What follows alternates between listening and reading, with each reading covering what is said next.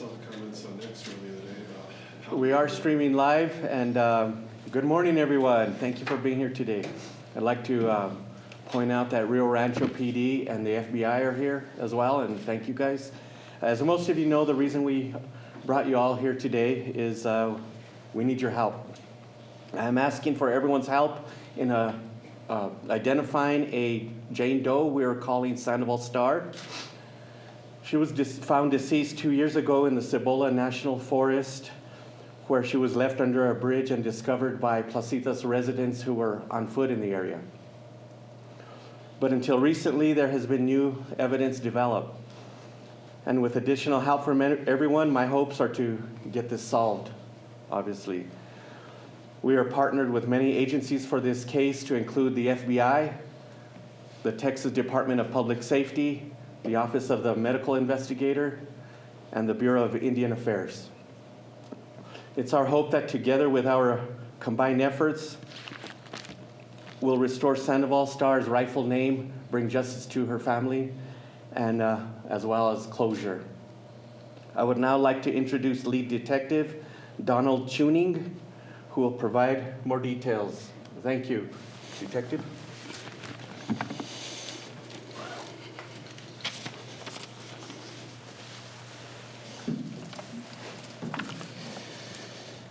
Thank you, Sheriff. First of all, I'd like to thank everyone for joining us today. My name is Donald Chewning, Chewning. I'm a detective with the Sandoval County Sheriff's Office. As the Sheriff said, we are joined today by representatives of the FBI Albuquerque Field Office and our Sandoval County law enforcement partners. The FBI, Bureau of Indian Affairs, and the New Mexico Office of the Medical Investigator have been aggressively assisting me with this investigation. We are here today to provide information on unidentified human remains found within our county, and we seek the community's assistance. On April 18, 2023, members of the Placitas community were walking along Route 165 in the Cibola National Forest. They discovered the remains of a deceased female partially submerged in a creek under a bridge. The Sandoval County Sheriff's Office responded to the scene and determined that her death was suspicious in nature. The victim had no identification and was transported to the New Mexico Office of the Medical Investigator. Due to the condition of her remains, we are unable to provide photos of her.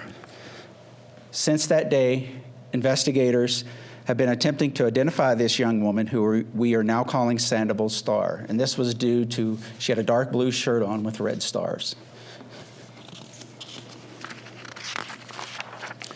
Despite our efforts, we have been unable to determine who she is. I can tell you, we initially thought the victim was Native American.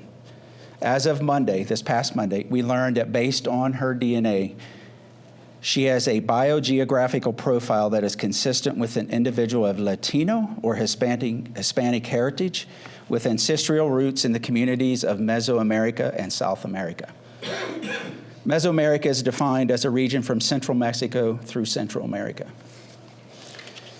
She was approximately 5 feet tall, 15 to 30 years of age. She was dressed in a dark blue shirt with red stars and was wearing dark shorts.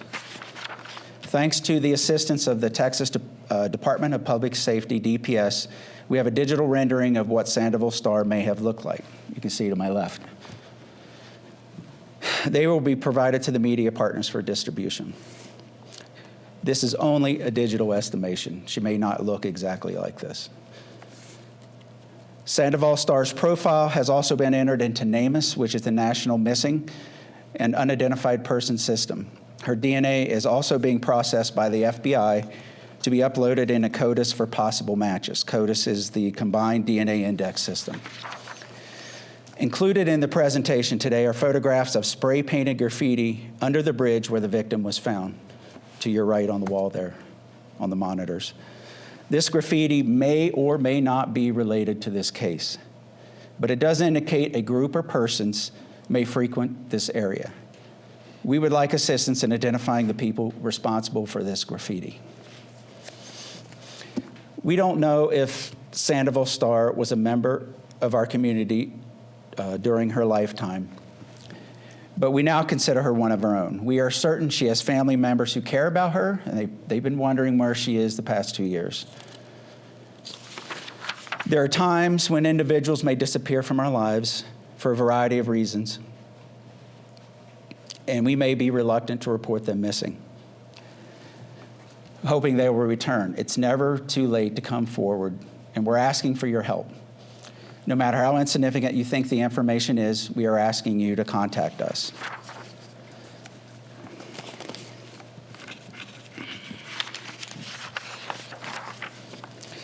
Anyone with information on this case or knows the identity of Sandoval Star, please contact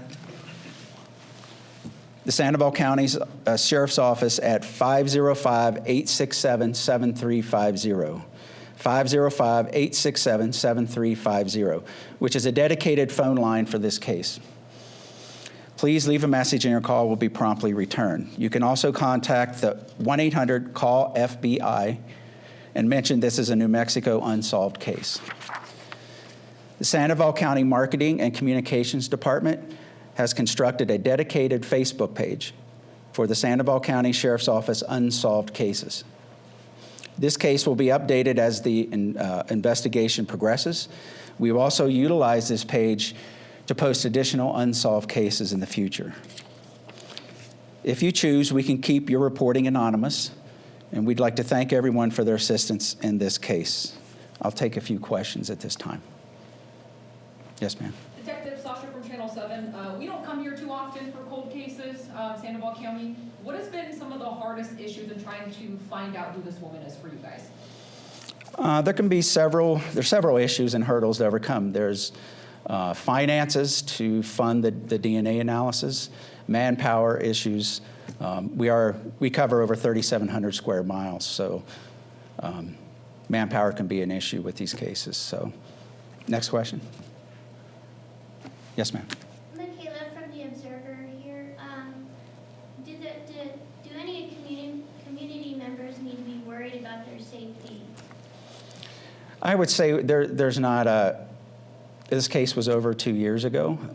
There's not a high threat of this. This isn't a serial killer or anything of that nature.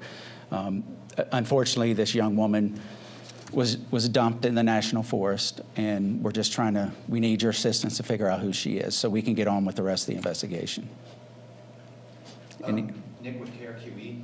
The graffiti on this bridge, you guys believe that this might be connected. Was that graffiti there when you guys discovered the victim? Okay, these photos, as you can see, are dated the day that the victim was discovered. They may or may not be related to this case, but as I said, someone is hanging out under that bridge. I would say more so during when the water's not rushing underneath of it. In the summertime, that stream does dry up. So there are people that go up there. So we just need some help identifying this. Like I said, it may or may not be related. But if we could speak to some people, may assist the investigation. Detective, she's been at the OMI. Do you guys have a cause of death for her and any possibility on who a suspect could be, or have you found DNA leading to a suspect on her body? We do have a cause of death, but I don't want to get into that during the investigation here. And right now, there are no suspects in this case, but we are hoping that, the results of this media event will shed some light, maybe throw us some names, or, develop a suspect in this case, and identify who this young woman is. And I know you said she had a star on her shirt, but did she have any tattoos that maybe family members may know, or any identifying marks that people would know if someone had? So her shirt was more of a dark blue, which had several small red stars on it. And there were no tattoos or any kind of identifying scars. Okay. Thank you very much, and I'd like to introduce the Sandoval County Manager, Mr. Wayne Johnson.